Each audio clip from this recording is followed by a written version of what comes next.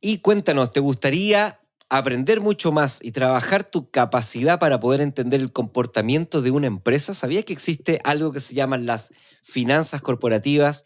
Hay una ciencia detrás, un cuerpo del conocimiento y es relativamente sencillo esperar el comportamiento y entender su efecto en los mercados de capitales. Quédate aquí porque en el episodio número 101 develamos todo acerca de las finanzas corporativas.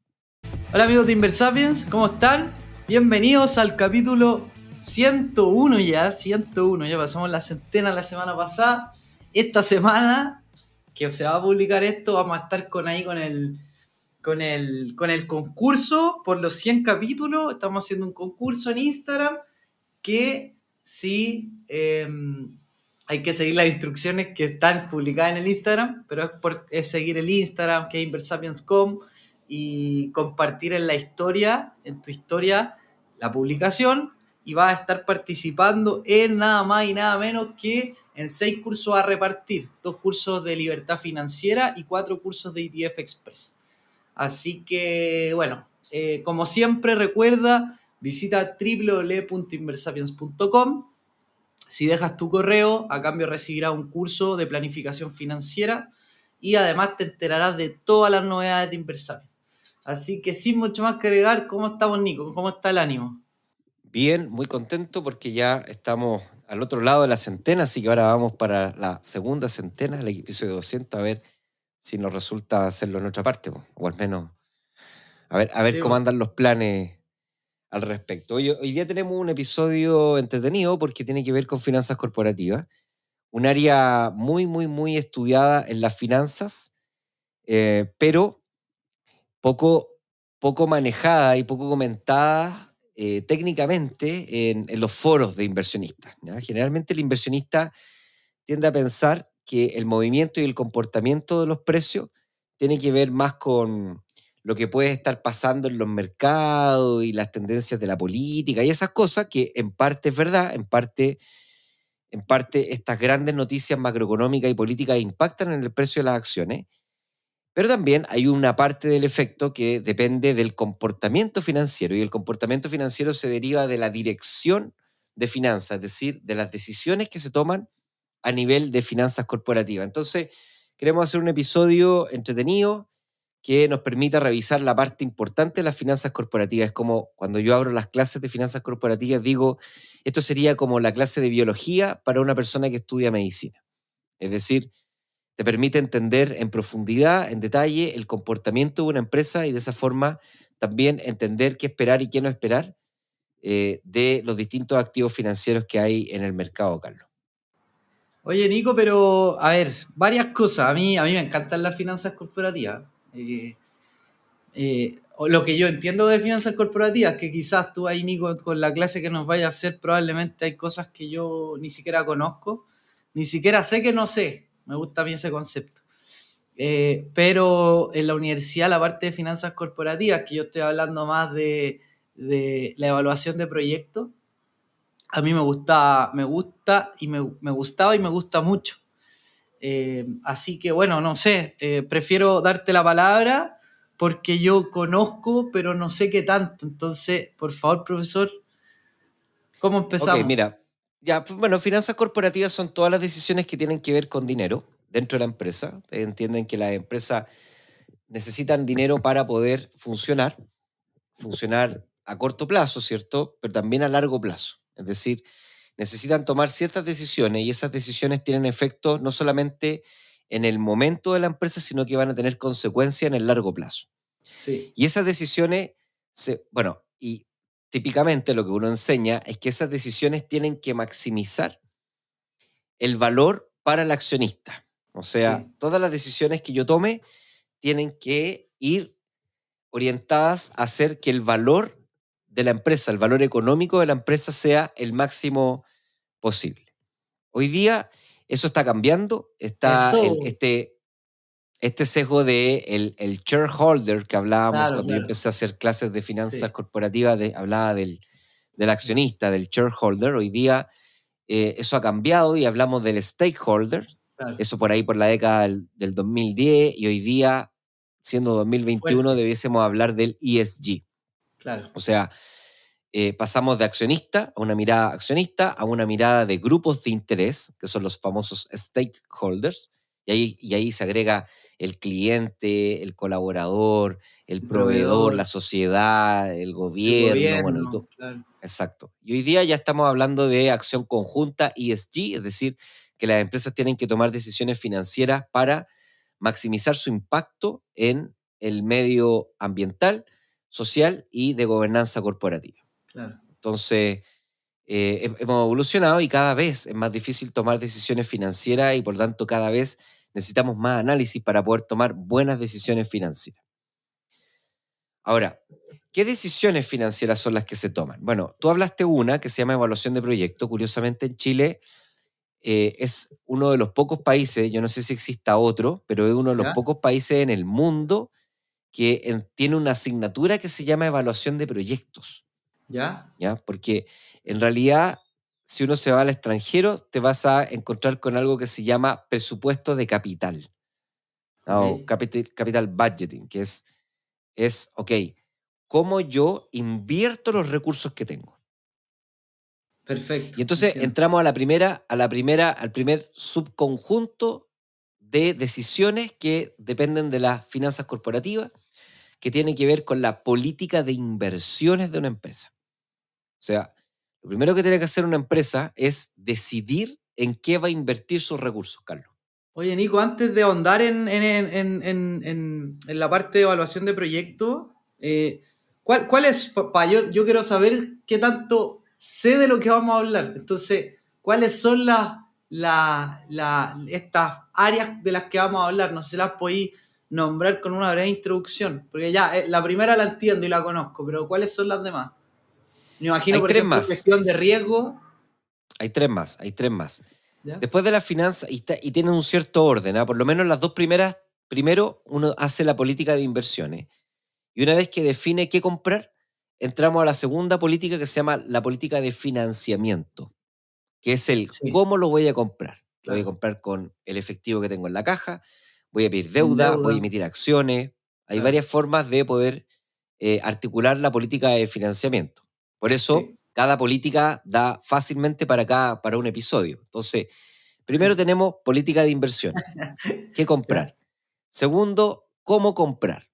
Claro. Tercero, se llama política de financiamiento. Tercero, cómo repartir las utilidades, Ya. ¿ya? Que se llama Perfecto. política de reparto. Y ahí está el gran tema de los dividendos, ¿ya? Sí. Que está súper de moda hoy día porque las empresas chilenas están repartiendo dividendo, pero bueno, ahora vamos a explicar un poquito más en detalle cómo se articula esta política de reparto de dividendos. Pero se llama política de ¿Ya? reparto. Y la cuarta es la que dices tú, la política de gestión de riesgo financiero. O Claro. sea, las empresas están sujetas a un riesgo financiero y por lo tanto también tienen que tener una política adecuada para poder protegerse de ese riesgo financiero. Las cuatro dimensiones. Claro, entonces estas cuatro dimensiones tratan de que la empresa se mantenga atractiva para atraer inversionistas, atraer inversiones y que se mantenga aumentando su productividad progresivamente de tal manera de ser más potente, más fuerte y más competitiva con respecto a su competencia. Bueno, la primera es política de inversiones. Y la pregunta que uno resuelve ahí es, ¿y qué invierto? Y las empresas tienen día a día, mes a mes, año a año, que ir decidiendo acerca de cómo va a invertir. Es decir, en qué va a, perdón, no cómo, sino que en qué va a invertir su dinero, el dinero de los inversionistas, y para eso tiene que estar permanentemente buscando oportunidades de inversión.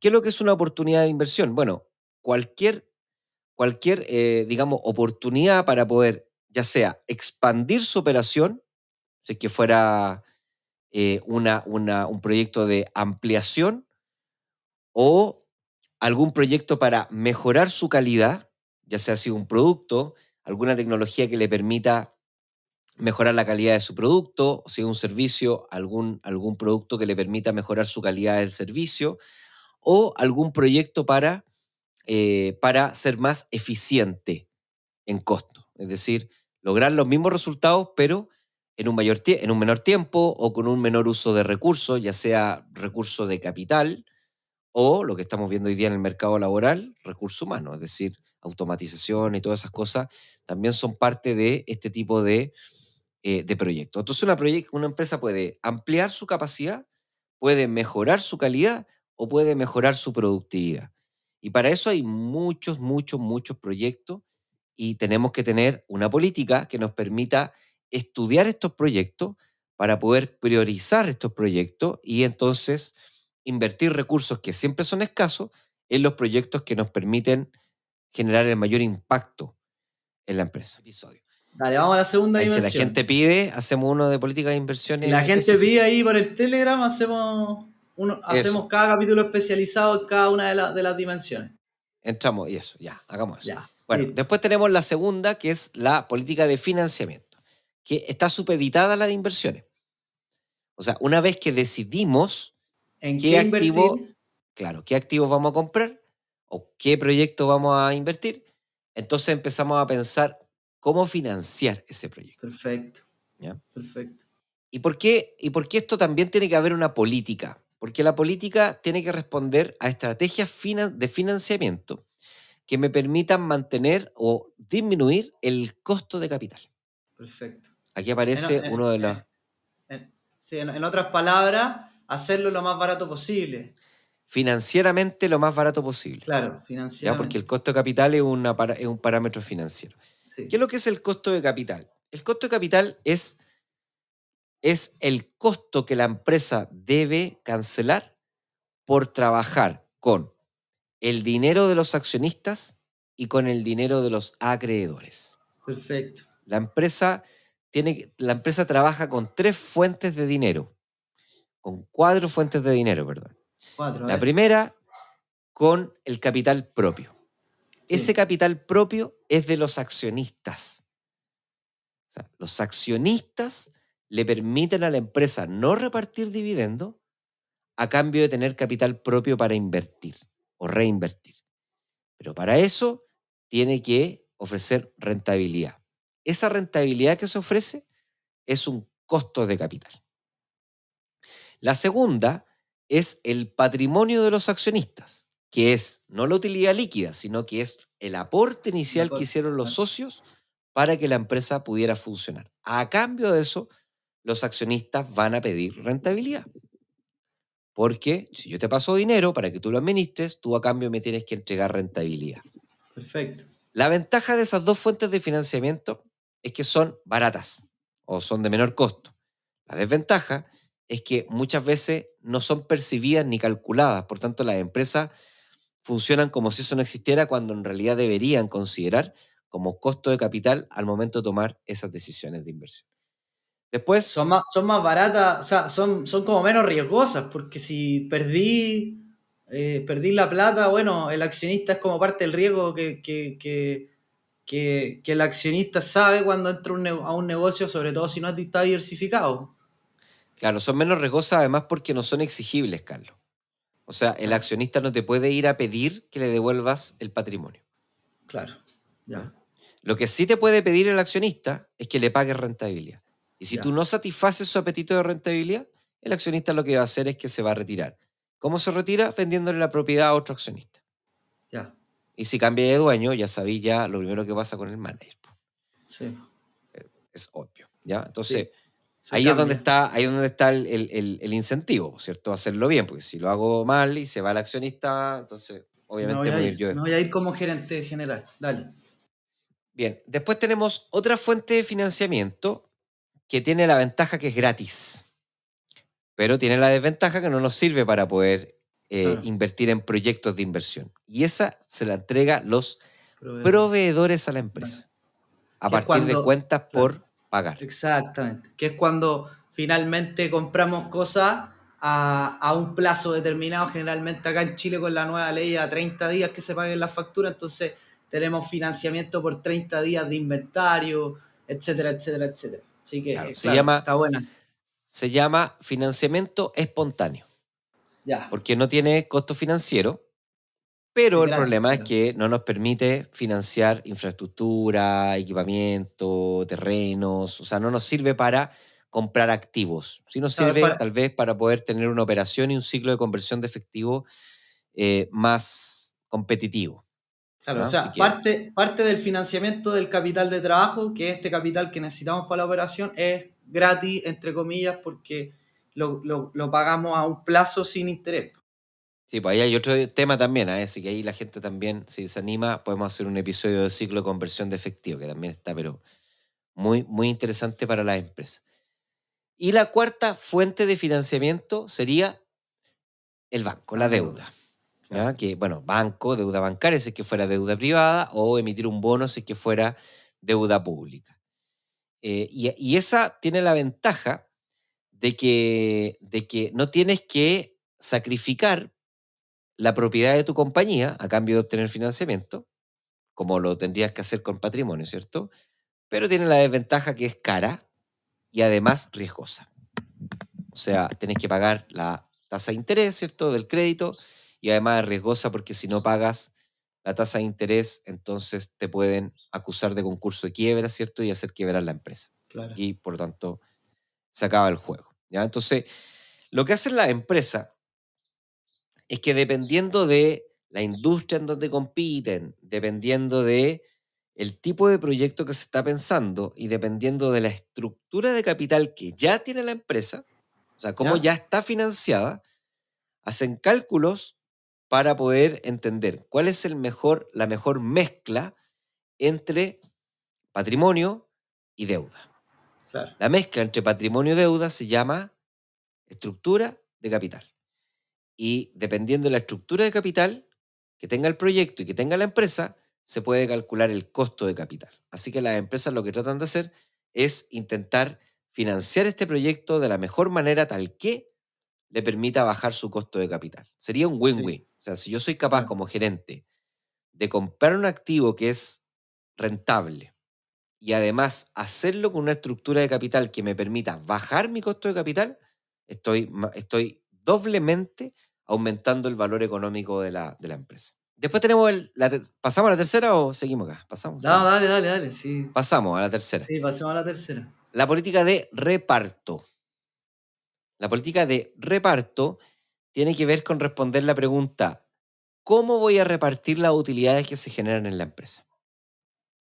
Y eso se conoce como dividendos, ¿cierto? Los que son accionistas, o sea, los que son inversionistas, perdón, en acciones o en ETF, se habrán dado cuenta que las acciones y los ETF pagan dividendos. Sí, Los dividendos son utilidades que tiene la empresa durante un ejercicio, durante un año. Y entonces las empresas tienen que decidir cuánto van a repartir de ese dividendo. Y aquí hay dos cosas que son importantes. La primera, nuevamente hay que diferenciar entre las empresas que están abiertas en bolsa y las empresas que no. Las empresas que no tienen política de reparto. Así que van repartiendo en la medida que los dueños van pidiendo, que los proyectos van apareciendo, si aparecen bien, si no, no. Si es que las expectativas del futuro del inversionista no están buenas, entonces va a querer que se reparta todo. Si es que están buenas, va a querer reinvertir y así. Ya es bastante como supeditada a lo que quiere el inversionista. Si es uno, peor todavía. Si son claro. varios, ahí ya se tienen que poner de acuerdo, pero si es uno, es peor. Sí, oye, Nico, antes de que sigáis, que hay un tema importante ahí, porque imagínate algún inversor que se le da la oportunidad de invertir en una empresa, en una pyme, que no cotiza en bolsa y no tiene estados financieros públicos, o sea, no tiene balance ni estados de resultados públicos, y le dicen, oye, ya pon tú el 20%, yo pongo el 80%. Y además el que pone el 80% es gerente general. O sea, el que invierte el 20% es un espectador que busca que le entreguen su dividendo. Bueno, eso es peligroso, porque si te pasa eso, y esto yo creo que pasa más habitual de lo que uno cree, quien tiene el 80% y además es gerente general, puede, de una manera que quizás puede ser consciente o no, empezar a gastarse la utilidad en diferentes cosas, cosa de no sé, bajarle la carga impositiva a la empresa o en fin, y eso va a afectar directamente a este inversionista que tiene el 20% y que espera sus dividendos. Entonces, podría ser súper peligroso. Sí, eso es el típico problema de agencia entre el block holder, el accionista que tiene la mayor Mayoritario. cantidad de acciones, y el inversionista minoritario. ¿Ya? Y eso está súper regulado en los mercados financieros, sobre todo en los mercados desarrollados, Claro. pero obviamente que fuera de bolsa, ahí es, bueno, Ahí pasa ahí va a en la depender selva. en la selva. Entonces, cuidado porque la política de reparto no solamente tiene que ver con, digamos, la relación que van a tener los socios y con proteger los intereses del minoritario, sino que también tienen que ver con proteger digamos, la relación que tienen los accionistas, porque si los accionistas comienzan a tener problemas y se pelean, esos problemas son graves, Sí. graves, graves dentro de una empresa, en los Nico, dividendos. vamos Y a la cuarta. la cuarta, ya nos queda muy poquito para que se vayan dando cuenta lo interesante que es entrar en detalle en cada una de estas políticas y en las hipótesis que hay en cada una. Se llama la política de gestión de riesgo financiero. Y es una de las más jóvenes, es una que todavía no está demasiado incluida en los textos financieros en español, está apareciendo ya fuerte en los textos en inglés y obviamente que en los papers y en las revistas científicas está muy investigada.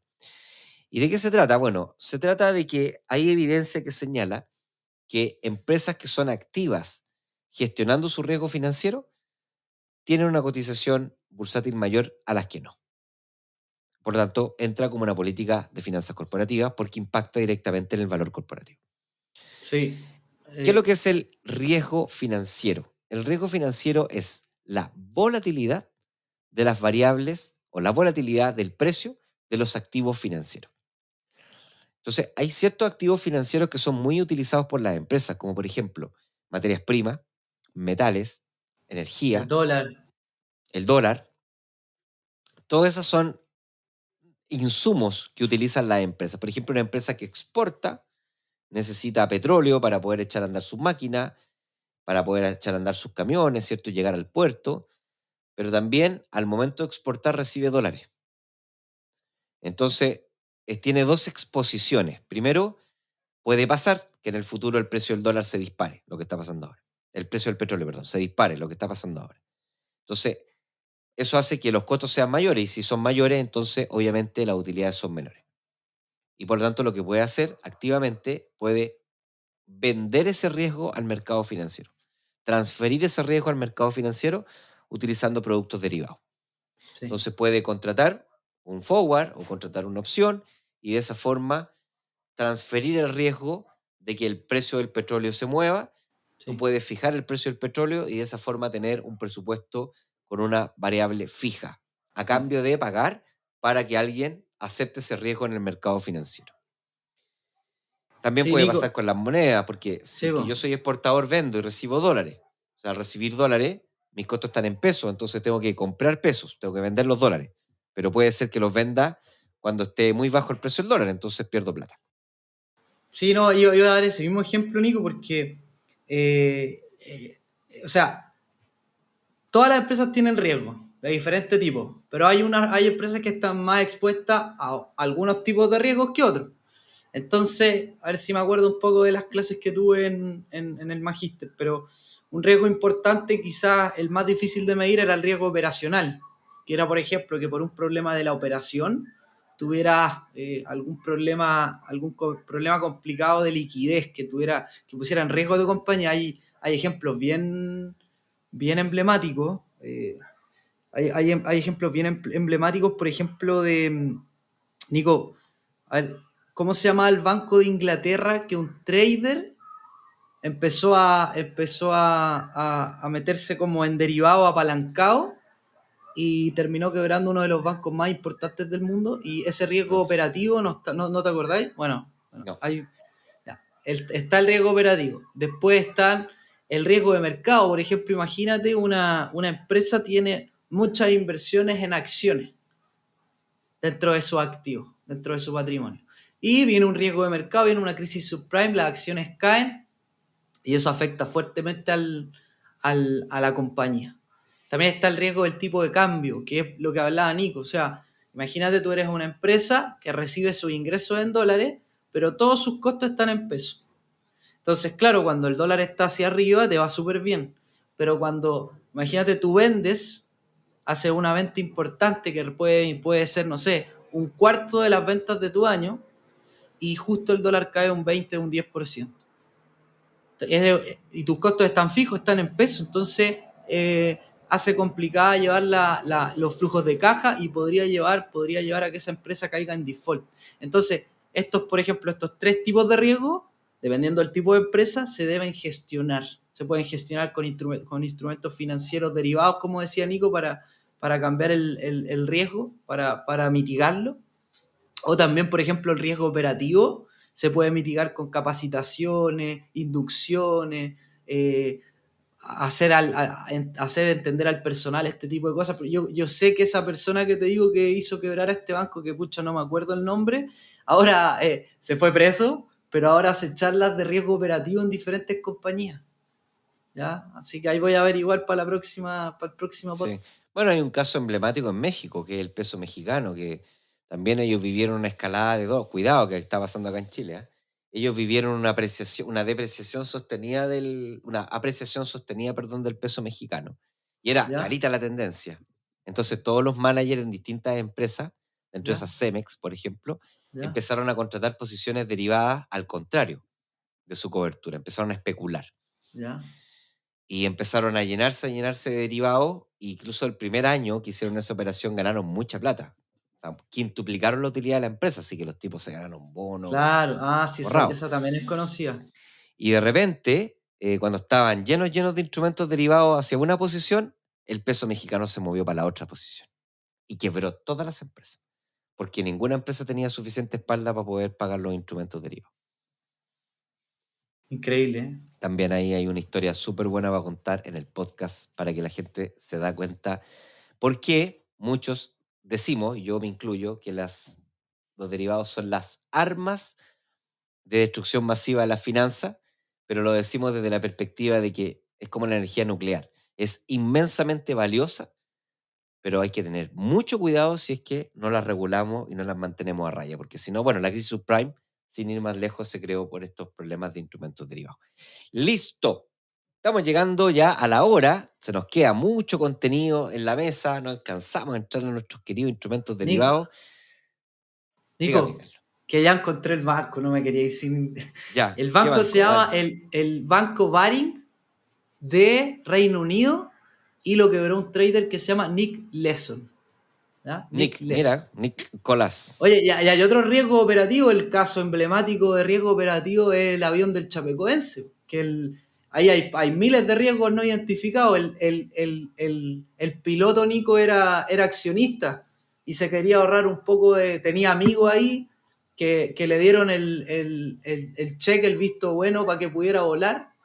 Se ahorró unos pesos de benzina y estando arriba no le alcanzó la benzina porque había harta congestión para poder aterrizar. Él se quedó dando vueltas y no avisó que no le quedaba combustible, que lo pudieran hacer bajar de manera urgente. No quiso hacerlo para evitar las pérdidas, todo el tema de multas que le iban a sancionar y finalmente, bueno, no terminó chocando con una montaña, intentó pasarla, no pudo, chocó, y bueno, el caso es emblemático, murió casi todo el equipo del Chapecoense, y hay un riesgo operativo que no fue mitigado, no fue gestionado.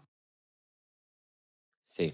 Sí, bueno, también es parte del Departamento de Finanzas, los seguros, toda la línea Claro, de claro. seguros contra incendios, y hay millones de casos de terremotos, de activos que no estaban asegurados, de incendios, de activos que no están asegurados, etcétera, etcétera. No, sí, un tremendo área. Bueno, mucha pega para el Departamento de Finanzas. Ahí ya están viendo cómo es uno de los principales departamentos dentro de una empresa.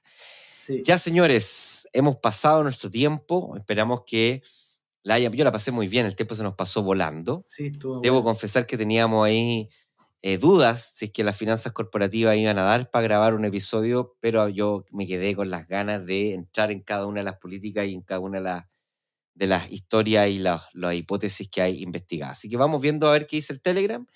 Y nada más que despedirme y desearle una buena semana y nos vemos la otra semana en otro episodio más de este podcast de inversiones llamado Inver Sapiens. Chau.